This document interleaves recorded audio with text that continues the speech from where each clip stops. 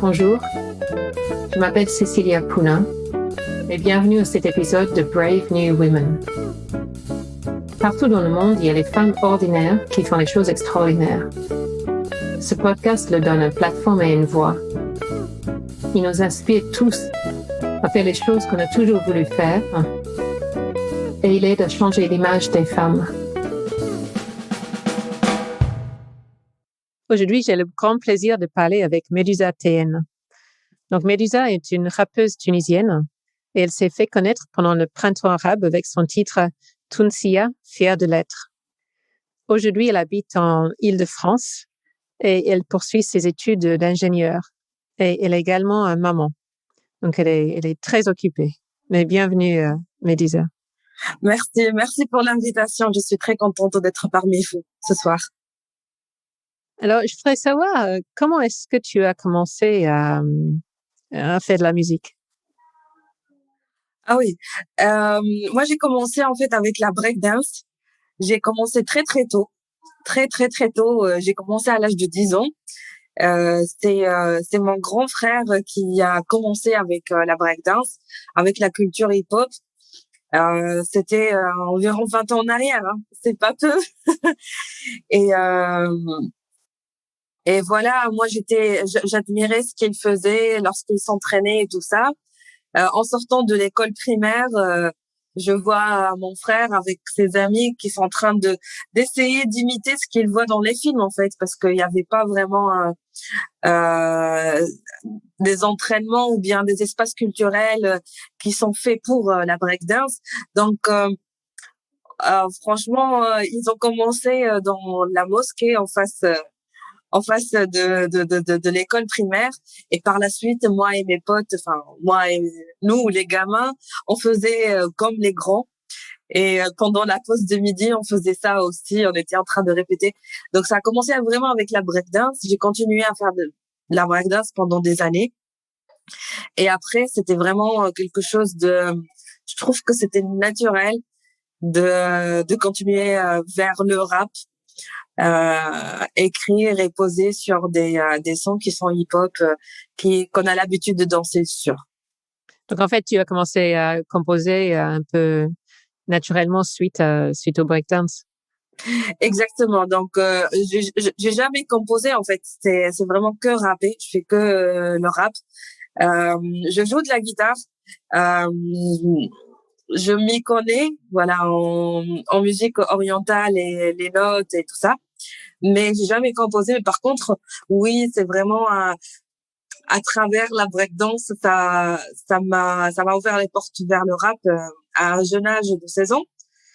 J'ai fait le premier titre et après j'ai continué et là ça coule dans les veines quoi. Et comment tu crées maintenant? Quel est ton processus? Alors franchement je vais dire que c'est assez aléatoire avec avec la vie qu'on a, le rythme, les responsabilités que j'ai. Je peux pas définir un rythme bien ponctuel. En fait, c'est vraiment c'est lorsque j'ai de l'inspiration, j'écris. Bien sûr, lorsque un bon beat, un instrumental qui me plaît énormément, ça m'inspire, j'écris. Parfois, c'est vraiment l'inspiration qui vient par rapport à ce qui est autour de moi. Que ce soit des problèmes sociaux, politiques, sentimentaux, n'importe. Voilà, j'ai de l'inspiration, j'écris, mais je m'oblige pas à m'isoler et écrire. Mais parfois, ça marche. Là, avec mon live band en parallèle, on vient de faire une résidence. Là, on s'est cloués ensemble et ça a porté des fruits. Mais moi, pour mon projet solo, je veux que ça soit vraiment avec inspiration, avec kiff, quoi. Et donc, tu écris un peu n'importe où, n'importe quand ça... Absolument. Et c'est vraiment bizarre, mais le plus de temps que j'ai de l'inspi, c'est lorsque je suis en train de faire ma vaisselle, ou bien lorsque je suis dans le train, ou je sais pas, lorsque je suis en pause pendant l'école, quoi. Et ça c'est vraiment différent et c'est vraiment aléatoire. Et tu disais tout à l'heure que il y a plein de thèmes qui t'inspirent. Oui. Mais parle-moi un peu plus de tes inspirations, ces thèmes-là, ce dont tu as envie d'écrire. Oui. Donc, au commencement, en fait, je voulais juste rapper pour le fait de parler avec la voix d'une femme tunisienne, parce qu'il y avait que des rappeurs hommes et il y avait pas de femmes qui répondaient aux insultes parfois dans les chansons des rappeurs hommes. Il y avait pas de femmes qui répondent à à l'inégalité sociale ou je sais pas quoi. Du coup, moi l'idée au début vraiment c'est de parler en nom des femmes euh, qui que je représente quoi en quelque sorte. Du coup, mes sujets ils peuvent toucher euh, le social, le politique, sentimental, mais tout en restant féministe. Donc ça, c'était ça en fait le fil conducteur entre toutes mes chansons. C'est vrai que je parle un peu de beaucoup de sujets, mais c'est toujours avec la voix d'une femme qui parle. C'est-à-dire lorsque je critique euh, les gouvernements, les partis politiques et tout ça, c'est vraiment au nom d'une femme tunisienne, au nom d'une femme qui a subi des maltraitances et tout ça. Donc euh, c'est toujours assez féministe. Et même maintenant, je continue à faire ça. Et je vois qu'il y a ta fille derrière. Oui, elle est derrière. Excusez-moi, c'est ma fille. C'est pas facile. Et parle-moi un peu plus de quand tu parles au nom des femmes tunisiennes. Quelles sont les choses qui te choquent dans la culture tunisienne par rapport aux femmes? Bah, déjà, moi, ce qui m'a rendu vraiment très, très énervée, c'était que il y avait toujours des tubes de rappeurs hommes qui étaient en train d'insulter les femmes. Et c'était des tubes qu'on écoutait dans la radio. Donc ça me rendait énormément énervée. Et je voulais juste répondre à ces mythos, quoi. Mais après, comment je peux dire que je parle au nom de la femme dans la sociale politique, en fait, de tout ce qui me touche, parce que je suis une citoyenne tunisienne, j'en parlais.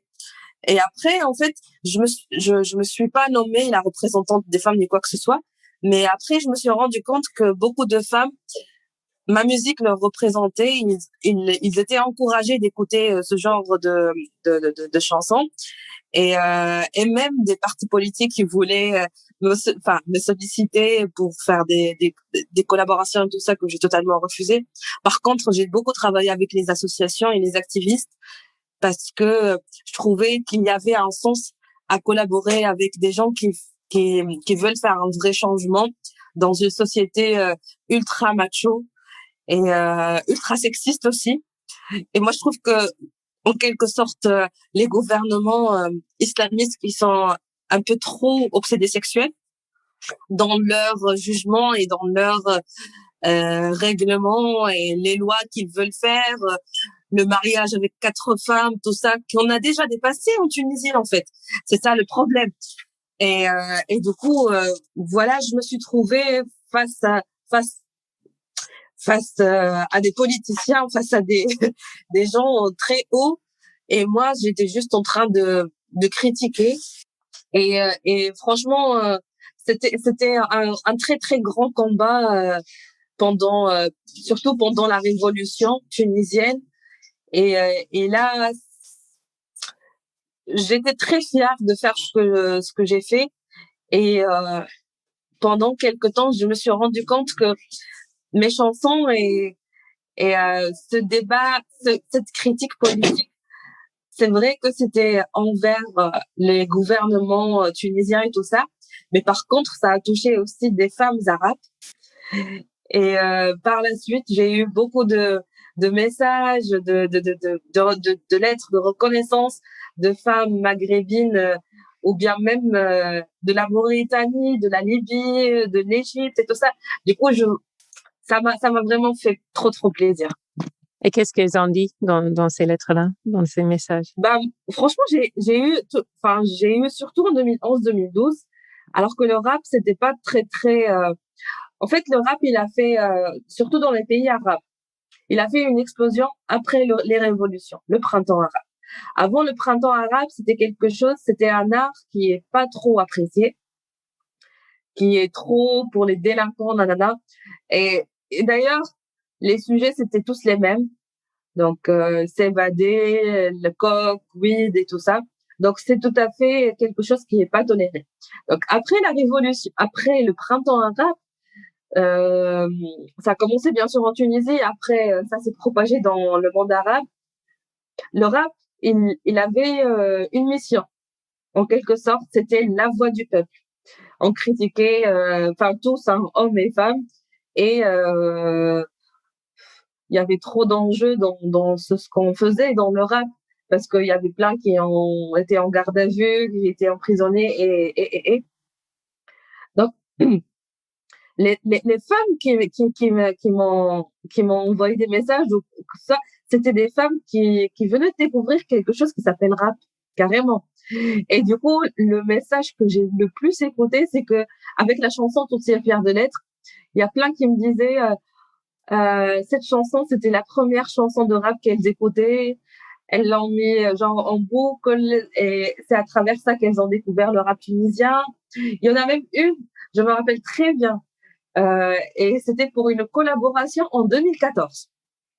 C'était pour un projet féministe aussi, orchestré par une label allemande. Et la fille, elle rentre dans le studio, elle était en panique, elle était trop contente de me voir et tout ça. Et elle m'a dit, c'est grâce à ma chanson qu'elle a aimé le rap, et c'est grâce à ma chanson qu'elle a voulu devenir rappeuse. Donc, je ne peux que être fière Ah oui. par rapport à ça. Et Tunsia, fière de l'être, ça parle de quoi? Franchement, c'est une chanson qui est sortie du cœur. Tunsia, fière de l'être, c'est une chanson, c'est vraiment écrit en 2011. Après la révolution, on a senti une certaine,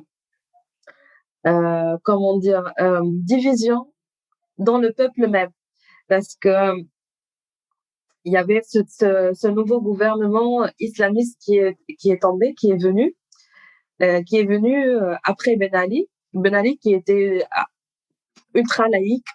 Et le problème, c'est qu'il était excessivement laïque, qui par exemple qui voulait pas que les gens aillent faire la prière, par exemple. Lui, il refusait ça. C'était hors la loi de mettre le hijab et tout ça. Donc, c'était dans l'excessivité, la laïcité. Vous voyez? Du coup, les gens, après les révolutions, c'est comme si la chose qui était interdite, on va l'essayer. Du coup, il y avait une certaine division après la révolution, parce que beaucoup de gens, ils ont voulu essayer l'islamisme extrémiste. Et du coup, il y avait que de la division dans le peuple. Et moi, je me rappelle très bien. C'était ma première année d'université en génie logiciel.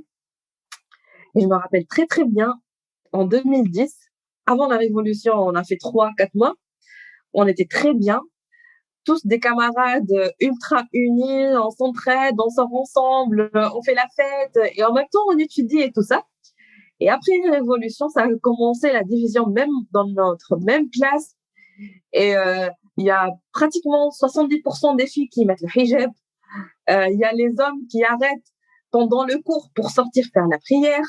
Il y avait un certain désordre. Et du coup, les politiciens, ils étaient en train de faire ce qu'ils voulaient. Parce que les gens, c'est pas qu'ils s'entretuaient, mais ils s'emmerdaient entre eux. Et du coup, donc, la chanson Ton ciel faire de l'être, c'est vraiment pour remettre en question toute cette division. Je disais que diviser pour mieux régner, c'est ce qu'ils sont en train de faire. Ils sont en train de nous diviser pour mieux nous régner. Et l'idée, c'est vraiment d'être unis et de continuer notre révolution, notre combat vers nos libertés. Et franchement, c'était pas prévu le succès de cette chanson. Et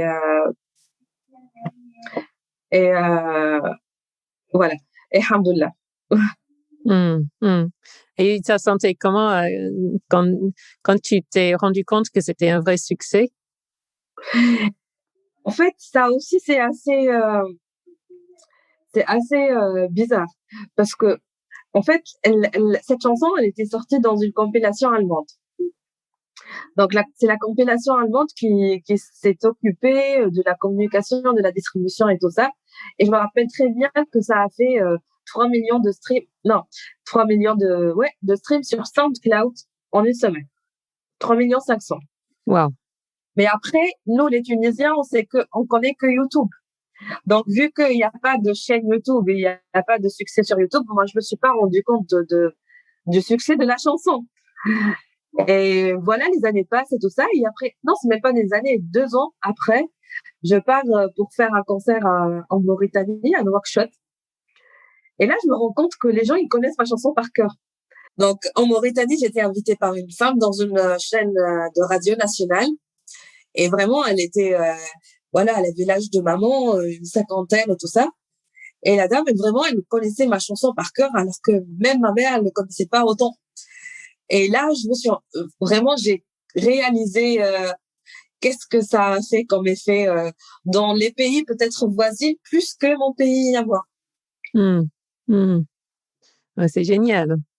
Et Oui. depuis, et donc il y avait cette chanson-là, et depuis tu fais quoi? Tu as des albums, tu as des... Ah oui, depuis j'ai sorti beaucoup de singles. Donc après cette chanson, j'ai continué à sortir beaucoup de singles. C'était un peu dans les mêmes thématiques, honnêtement, parce qu'on a passé quelques années très très dures. Les premières années de la révolution, on va dire les 3-4 premières années, c'était le même combat des droits et tout ça. Donc j'ai continué à sortir beaucoup de singles. Le premier album que j'ai sorti, il s'appelait Éclectique. Je l'ai sorti juste sur Bandcamp. Et c'était en juin 2014. Après, c'était toujours en parallèle mes études et l'engagement. Là, je me suis mariée, j'ai eu un enfant, et donc parfois je m'éloigne un peu de la musique tout en restant très active. C'est-à-dire, j'ai continué à faire des scènes, à être invitée un peu partout dans le monde, à faire beaucoup de scènes sans vraiment sortir de nouveaux sons. C'est quand en 2017, quand j'ai rencontré, on va dire, mon partenaire dans la musique, Lawless Prod, que j'ai repris vraiment à sortir des vrais projets compacts. Et en 2018, c'était en 2018, en novembre 2018, j'ai sorti mon deuxième album Éclectique. Et là, il y a un troisième album qui s'appelle Molo, qui est en cours de construction. Super. Et tu travailles en studio ou avec un groupe, ou qui est autour de toi quand tu enregistres? Alors, pour mon projet solo, Médusa TN, donc je travaille dans un studio à Paris, studio phénoménal. Donc je suis entourée avec ma famille. On est une sorte de famille, c'est même pas seulement des collaborateurs. Donc j'ai mon agent, j'ai l'Hermès Prod, c'est mon beatmaker, c'est mon compositeur, et mon soundman qui est mon ingé son, quoi. Et d'un autre côté, en parallèle, j'ai un live band, mon groupe live band, les Easy Rhythm Riders, avec qui je suis nous sommes tous les quatre en train de préparer un autre album en parallèle, Easy Rhythm Riders. Donc beaucoup de travail. Wow. Beaucoup de travail. Du coup, là, notre challenge, c'est sortir mon album solo et l'album Easy Rhythm Riders en fin d'année. Wow. Et comment tu arrives à être étudiante, maman et chanteuse? Franchement, c'est pas facile. Pas du tout facile, parce que là, je suis dans une école d'ingénieur, et mon poste, c'est mon poste en tant qu'alternante, et mes études, ça porte vers la data science et le manageriat dans les projets informatiques. Donc c'est beaucoup de stress aussi, c'est beaucoup de connaissances, c'est beaucoup de concentration, mais ça me passionne. Moi, je dis toujours, je le fais pas par obligation. Tout ce qui est data, tout ce qui est nouvelles technologies, c'est quelque chose qui me passionne depuis toute petite. Et grâce au confinement, c'était un mal pour un bien pour moi. Grâce au confinement, j'ai eu le temps de réviser, de reprendre mes études. Donc beaucoup de gens se plaignent du Covid et tout ça, mais franchement, c'était pas prévu. J'ai commencé à réviser toute seule parce que je m'ennuyais, j'avais rien à faire. Et après, j'ai passé un concours et je suis passée directement deuxième année cycle ingénieur. Il me reste qu'un an de cycle ingénieur. Donc, ça me passionne avant toute chose. Mais c'est vrai que faire le tout en même temps, c'est assez difficile. Là, je suis mère célibataire en plus. Donc, c'est beaucoup d'organisation qui se prépare en fait parce que là, je suis en train de m'organiser. Ça peut prendre encore quelques temps. J'espère qu'il y aura pas trop de retard dans la musique. Ouais. Oui. Qu'est-ce que tu espères pour l'avenir? Est-ce que c'est plutôt, tu seras plutôt rappeuse, plutôt ingénieure, ou plutôt les deux? Justement, moi, on me demande cette question et moi, je dis toujours, pourquoi pas les deux? Parce que vraiment, toutes les deux choses, c'est plus fort que moi, ces deux choses me passionnent. Et je me vois bien, en fait, comment dire, entrepreneuse. Franchement, c'est là où je me vois dans 10 ans. C'est pas dans 5 ans ou 3 ans. Dans 10 ans, je me vois bien entrepreneuse. Et en même temps, je me vois bien continuer dans la musique, faire ce que j'aime, vraiment faire de la scène au maximum, parce que franchement, c'est ce qui m'inspire le plus, la scène. Moi, je suis pas trop YouTube, je suis pas trop réseaux sociaux. Mais j'essaie de faire de la création sur scène. C'est pourquoi j'ai un live band. Les gens ils s'étonnent parfois. Je leur dis je suis rappeuse, mais j'ai un live band parce que on essaie de faire vraiment quelque chose de nouveau, quelque chose d'assez créatif et d'assez original sur scène. Et ça marche. On arrive à être sollicité là. Cette année, on est invité à Détroit encore une fois pour faire un festival. Donc, alhamdoulilah. Mais après, si j'arrive, si j'arrive dans les années à venir à m'organiser correctement et à vraiment réaliser mon rêve d'être entrepreneuse, je peux faire les deux. Donc vraiment, c'est ça mon objectif professionnel et artistique. Ouais, c'est courageuse, hein. Merci, merci. C'est super, super. Quel était le pire moment de ta vie? Le pire, Ouais. c'est le moment le plus difficile, c'était lorsque j'ai déménagé en France. C'est pas par rapport à la France, mais par rapport à mon détachement de la Tunisie. Parce que j'aime beaucoup la Tunisie et j'aime beaucoup ma famille.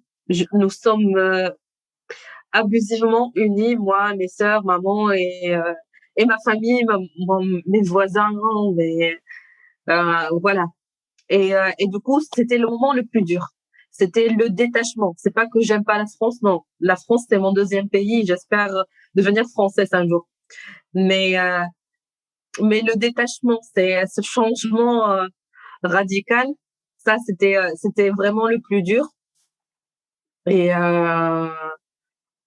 voilà. Mais après, tout ce qui est passé, il y a eu des hauts et des bas dans la musique. Il y a eu des hauts et des bas partout dans la vie et tout ça. Mais mais euh, mais ça, on peut se relever. On peut se relever et je trouve que moi, je suis dans la dynamique d'avoir toujours des challenges et d'être toujours motivée à, comment dire, à obtenir ce que je veux faire. Du coup, C'est dur, je le vis mal et tout ça, mais après, je suis bien entourée, alhamdoulilah aussi. Franchement, ça, c'est quelque chose qui est un don de Dieu, d'être bien entouré, d'être avec les bonnes personnes pour remonter le moral et tout ça. Donc, je dirais pas que j'ai eu des moments assez douloureux que je me rappelle maintenant. Mais ce que je me rappelle maintenant, c'est vraiment le détachement de la Tunisie et être loin de ma famille. Ça c'était trop dur et ça m'a un peu déprimée pendant 2 ans pratiquement, parce que pendant 2 ans, j'avais même pas envie de faire de la musique. Et ça c'est quelque chose quelque chose qui est qu'on croit pas lorsqu'on parle de moi, Médusa. Mm. Mm. Et quel était le meilleur moment de ta vie? Oh, bah, à part le fait que n'importe quelle maman qui va dire lorsque j'ai eu mon enfant, mais franchement, je me rappelle d'une scène que j'ai fait devant 15 000 personnes. Et ça, c'était une sensation, un orgasme. Ça, c'était un moment féerique, un moment incroyable, un moment qu'on n'arrive pas à réaliser. J'avais que 22 ans et j'étais toute petite, toute naïve, toute comment dire, toute rêveuse et tout ça. Et ça c'était vraiment un moment que j'oublierai jamais. Chanter devant 15 000 personnes qui appréciaient en plus mes chansons et qui connaissaient mes chansons, c'était quelque chose d'incroyable. J'espère revivre ça un jour. Et c'était où? C'était à Nouakchott, au stade Basra de Nouakchott en Mauritanie. Oh, génial. Et c'est assez incroyable parce qu'en Mauritanie, c'est un pays là où il n'y a pas trop de structures, il n'y a pas trop de concerts, il y a pratiquement un festival par an. Et je me rappelle bien parce que j'ai trop parlé avec le public. Il y a des gens qui ont marché pendant des heures pour venir à ce festival. Et c'était une énergie. En fait, c'est trop différent, par exemple, d'une scène qui se fait ici aux Zénith ou quoi que ce soit. Parce que les gens, ils voulaient vraiment se défouler. Et ça se voit, en fait, la fatigue, la pauvreté.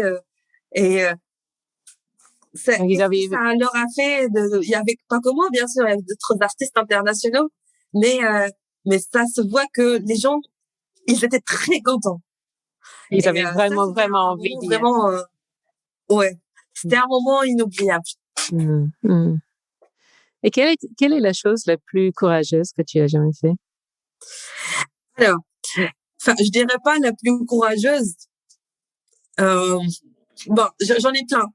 Je vais donner deux anecdotes. Donc la première c'était un flash mob qu'on a créé, moi, une association qui s'appelle l'association Tawhid Abouchir. C'est une association de docteurs femmes. Et avec cette association, on a créé un flash mob avec de belles filles. Et je leur ai demandé, je leur ai fait la recommandation de porter des choses, comment dire, très fleuries, très jolies, des beaux shorts et tout ça, d'être épanouie, quoi. C'était pendant le gouvernement ultra islamiste. Et on a fait un flash mob en plein centre-ville et c'était un vendredi en plus. Ça, c'était un autre challenge parce que c'était trop dangereux ce challenge-là parce qu'il y avait la prière de la semaine. Et nous, on a fait ça. Et le flash mob, le rap, la danse, tout ce qui était haram pendant cette période-là. Et moi, j'étais l'artiste principale. Il y avait que moi. Il y avait que moi et des danseuses. Et moi, je parlais de la liberté d'avortement. Donc, le thème de ce flash mob, c'était la liberté d'avortement. et c'était dangereux parce que la police, elle m'a pris avec de surprise. Et ils m'ont dit, tu montes avec nous, on te ramène chez toi parce qu'il y a des salafistes qui voulaient te tuer. Donc ça, c'était dangereux, oui. Ça, c'était très, très dangereux. Wow. Et heureusement, j'étais pas trop connue, ils ne me reconnaissaient pas mon visage, mais c'était trop dangereux. Et honnêtement, même par rapport à mes chansons féministes, je recevais beaucoup de messages des messages de gens qui disaient n'importe quoi. Des critiques. Mais ça me faisait pas peur, on s'en fout. Des insultes. À part les insultes, on va te tuer, on va mais moi, franchement, je m'en fous. J'ai même pas demandé l'exil alors que j'ai voyagé plusieurs fois parce que j'aime la Tunisie. Donc, je me voyais pas vivre ailleurs que la Tunisie. Et donc, le deuxième truc... Et juste la première chose, est-ce que tu as les regrets? Est-ce que tu as les regrets de l'avoir fait? Ah non, pas du tout. Non. Ah non, pas du tout, parce que la loi, elle est restée, parce que eux, ils voulaient changer la loi d'avortement qu'on a. Notre droit d'avortement en Tunisie, on l'a eu même avant la France et même avant les États-Unis. Et eux, lorsqu'ils sont venus, ce gouvernement ultra-islamiste, ils voulaient interdire l'avortement parce que c'est haram, c'est anti la religion. Et nous, lorsqu'on a fait ce flash mob là, c'est vraiment pour garder notre droit. Et je regretterai jamais d'avoir fait ça parce que moi, je suis une femme, je peux avorter. Je connais des femmes qui veulent avorter. Je connais des femmes qui sont mariées et qui n'ont pas de ressources pour avoir un autre enfant. Je connais des filles qui ont fait une bêtise d'une nuit et qui veulent avorter. Et nous, on a ce droit-là. Et sachez qu'une femme en Tunisie, depuis, je sais pas, 1960, je pense, ou 70, tu peux aller toute seule dans un hôpital gratuitement, sans même ni l'autorisation des parents, ni l'autorisation du mari, et te faire avorter. Donc ça, c'est quelque chose d'exceptionnel en Tunisie. Et je trouve que ça, c'est un droit ultra exceptionnel. Et je ne regrette pas d'avoir fait le flash mob parce que, heureusement, avec notre réaction, les choses, elles n'ont pas changé. Donc, non, pas du tout. Je ne regretterai pas ça. Et la deuxième chose, alors? Alors, la deuxième chose, c'est mes aventures aux États-Unis. Donc, moi, j'adore beaucoup les États-Unis. Et j'ai eu la chance d'avoir un visa business pendant 10 ans parce que pendant la période que j'étais activiste, j'ai fait une formation équivalente à un master 2 en cultural management et c'était à Washington. Donc j'ai obtenu un visa à 10 ans business qui m'autorise à y aller quand je veux. Et du coup j'y allais tout le temps, 2 fois par an minimum. Et honnêtement, j'étais invitée par des festivals et tout ça. C'est pas que je cherchais toute seule, mais après, je me suis mise à organiser mes propres tournées aux États-Unis. J'envoyais des emails avant des mois, 6-7 mois. J'envoyais des emails aux structures qui me concernent, enfin que je vois qui pourraient être intéressées par mon profil. Je leur dis, pendant cette plage de jours là, je serai à tel endroit. Et est-ce que vous êtes intéressés et tout ça? Et après, en fait, je fais mes Airbnb toute seule. Je prends mes vols toute seule. J'y vais la plupart du temps avec un sac à dos. et c'est vraiment l'aventure. Et la dernière fois, je l'ai fait avant le Covid. C'était en 2019. C'était en décembre 2019. J'ai fait 20 jours dans 5 États. New York, New Jersey, Washington, Detroit et Los Angeles. Et grâce à cette folie-là d'auto-organisation, j'ai réussi à faire 7 concerts. Et c'était magnifique. En fait, c'était magnifique. Et ça m'a remboursé, en fait. Les concerts, ils m'ont remboursé mes frais de voyage. Et vraiment, c'était avec un sac à dos. C'est génial, c'est génial. Oui. Je trouve c'est absolument fabuleux de faire ça. Oui. Donc ça, c'est une folie. Et c'est dangereux parce que je me suis trouvée toute seule à Los Angeles. Je vois qu'il y a des gens qui sont... en fait, les États-Unis, il y a des régions qui sont très, très chouettes et très, très dangereuses. Et heureusement, avec mon temps et tout ça, on me prend pour une Mexicaine ou je sais pas quoi. Du coup, on m'emmerde pas. Je suis pas la touriste. On me parle même en espagnol. Donc, je suis pas trop sollicitée dans la rue. Mais par contre, il y a des rues qui font très très peur et si je dis dangereuses, oui, il y a parfois j'ai eu quelques expériences un peu dangereuses, surtout à Détroit. À Détroit, c'est vraiment c'est très pauvre, mais c'est trop riche culturellement. Mais je me rappelle une fois, en plus je prends les bus, je prends le transport public, tout ça, et je marchais dans la rue. C'était le désert, il y avait personne. Enfin, c'est comme dans les films avec des maisons vides et brûlées. C'est comme ça, Detroit. Et un monsieur, il me dit, mais tu es folle, tu marches toute seule dans la rue. Il m'a dit, moi, ah non, mais j'aurais peur de marcher comme ça dans la rue. Et moi, je venais de descendre du bus qui venait de l'aéroport. Donc, c'est des aventures. Et ça me fait plaisir. C'est de l'adrénaline. Ouais, c'est wow. Et ma dernière question, c'est si tu avais un message pour les gens qui écoutent, ce serait quoi? D'accord. Je commencerai par les femmes. Déjà, les femmes, j'entends toujours, et moi, peut-être moi aussi, à mes débuts, je disais ça, que la femme, inégalité et tout ça. Ça, c'est vrai. Ça, c'est quelque chose qui est vrai. Un petit message peut-être aux femmes arabes, il faut arrêter de faire les victimes. En fait, vraiment, il faut arrêter de faire les victimes, s'assumer, chercher sa place et arracher sa place. Ça, c'est mon message en tant que Médusa, mais en tant que Boutaina aussi. Que moi, la personne Boutaina Alouati. On peut avoir notre place si on travaille assez dur pour l'avoir. Pour les autres femmes, soyons unies, parce que je vois qu'il y a trop de féminisme. Là, je regarde autour de moi, surtout en France, et je trouve que il y a beaucoup de féministes, mais il y a des féministes, il y a une séparation dans le féminisme. Il n'y a pas trop d'unité. Par exemple, les féministes blanches, je sais pas, comme les fémènes ou je sais pas quoi, elles n'ont pas du tout les mêmes, comment dire, les mêmes demandes que les autres féministes qui sont des gens de couleur ou des gens métissés. Donc, soyons unis entre nous, les femmes. Ça, c'est mon message.